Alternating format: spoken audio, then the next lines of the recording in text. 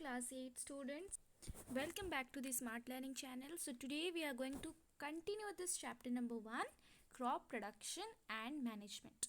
I hope that you have seen my all the previous videos. In that I have explained to you about agricultural implements, how to prepare soil and introduction video. So today we are going to see the second practices of agriculture, and that is sowing. Sowing, that is in Hindi word we are saying that बीज लगाना. Yes, soil को हमने prepare कर लिया. अभी हम लोग देखेंगे बीज को कैसे लगाना है. Sowing is an important part of crop production. अगर आप बीज ही नहीं लगाओगे तो आपका क्रॉप प्रोडक्शन कैसे होगा. Yes, so sowing is an important part of crop production. Before sowing, good quality, clean and healthy seeds of a good variety are selected. See, sowing करने से पहले अच्छे क्वालिटी के क्लीन और हेल्दी सीड्स होना ज़रूरी है. उसको सिलेक्ट करके फिर जाके फार्मर्स उसको लगाते हैं. तो अब आपके मन में क्वेश्चन आएगा कि फार्मर्स को कैसे पता चलेगा कि कौन सा सीड अच्छा है, कौन सा सीड हेल्दी नहीं है, कौन सा सीड हेल्दी है, कैसे उनको पता चलेगा. We are going to study that only. Farmers prefer to use seeds which give high yield. और फार्मर्स क्या करेंगे कि जो लोग बिल्कुल अनहेल्दी है उसको लगाएंगे. No, they are preferring the good quality seeds which give them high yield. Yield हम आपको क्या बताए थे, production. Okay, so here is a question that Paheli asks that one day I saw my mother put some gram seeds in a vessel and pour some water on them. After a few minutes some seeds started to float on top. I wonder why some seeds float on water. See, पहेली के मन में question आता है कि उसने एक दिन देखा कि उसकी मम्मी ने क्या किया, एक वेसल में कुछ ग्राम सीड्स मीन्स रखे उसमें, और फिर उसमें कुछ पानी डाल दिए. और कुछ देर के बाद पहेली ने देखा कि कुछ सीड्स पानी के ऊपर फ्लोट करने लगे. तो उसको जानना है कि ऐसा क्यों है कि कुछ सीड नीचे है, पानी के नीचे, और कुछ सीड ऊपर है. चलिए उसका आंसर देखते हैं. Are there seeds which float on water? Are there seeds which float on water? Would those be lighter or heavier than those who sink? Why would they be lighter? See, इतने सारे questions का एक ही answer है कि इसीलिए कुछ seeds float. आप इसको अपने घर में भी एक्सपेरिमेंट कर सकते हो. कुछ सीड्स लेना, ग्राम के या कुछ भी सीड्स लेना, और वीट के भी आप सीड्स ले सकते हो. उसको आप मीन्स एक बीकर में रखना और उसमें आप पानी डाल देना. ठीक है, फिर आप कुछ समय के बाद देखोगे कि कुछ सीड ऊपर आ जाएंगे पानी के ऊपर. Suppose this is a beaker. ठीक है, तो फिर जैसे आप पानी डाल दोगे ना तो कुछ सीड्स ऊपर आ जाएंगे और कुछ सीड नीचे रहेंगे. तो ऐसा क्यों है कि जो सीड्स ऊपर आए हैं वो सीड्स अंदर में होलो है. खोखला बोलते हैं ना, वो सीड्स अंदर में होलो है. ठीक है, और जो सीड्स नीचे है, पानी के नीचे है, उनके अंदर बहुत ही ज़्यादा अमाउंट में मीन्स न्यूट्रिएंट प्रेजेंट है, और वो जो है वो हेल्दी सीड्स है. बट जो सीड फ्लोट कर रहा है ना वाटर में, they are not the healthy seeds. अब कैसे बोलोगे कि वो सीड्स के अंदर कुछ न्यूट्रिएंट ही नहीं है, इसीलिए वो हल्का है और वो ऊपर आ गया. और आपको पता है कि पानी में जो हल्का होता है वो ऊपर आ जाता है, और जो मीन्स भारी होता है, हेवियर होता है, वो नीचे आ जाता है.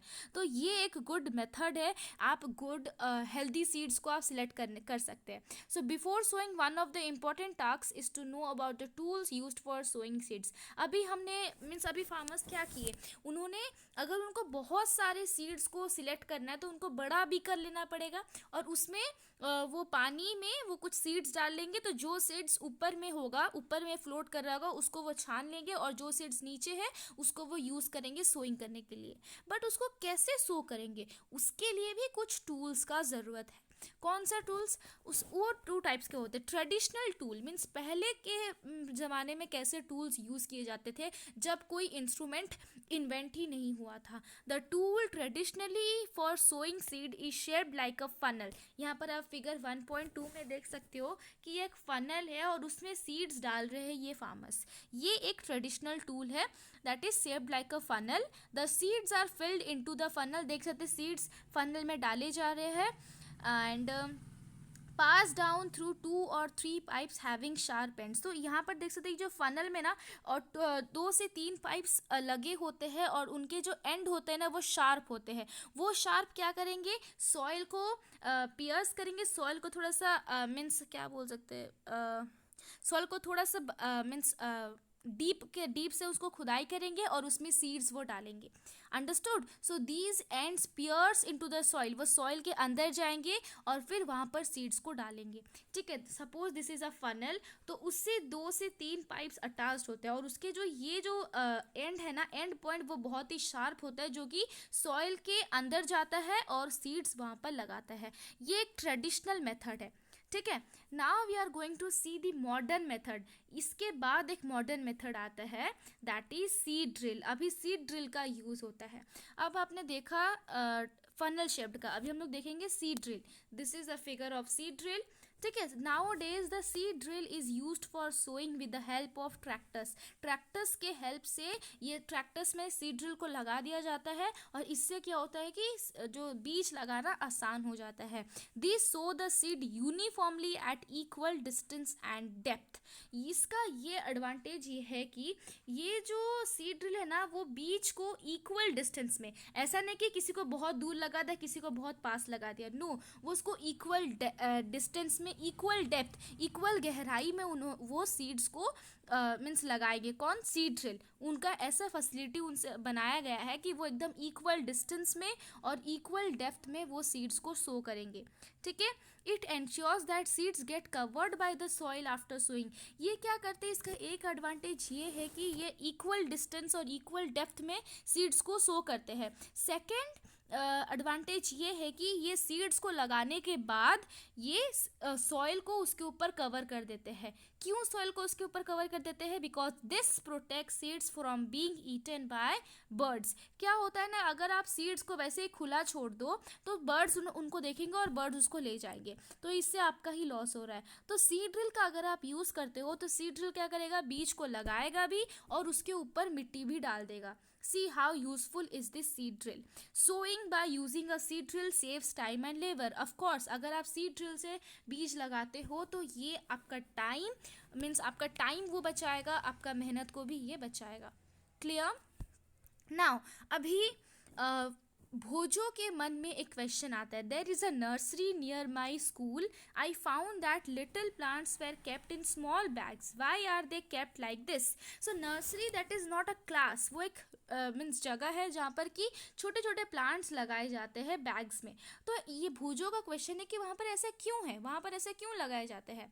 सी पहली ने उसका आंसर दिया है कि seeds of a few plants such as paddy are first grown in a nursery. Paddy पता है ना, धान, तो उसको क्या किया जाता है कि पहले नर्सरी में ग्रो किया जाता है और नर्सरी में जब वो धान सीडलिंग मीन्स एक छोटा सा प्लांट की तरह ग्रो कर जाएगा ना, वो छोटा से प्लांट को निकाल कर मीन्स उसको लेकर वो फील्ड में करेंगे. ये थोड़ा सा हैवी वर्क है, इसमें ज़्यादा मेहनत का ज़रूरत होता है.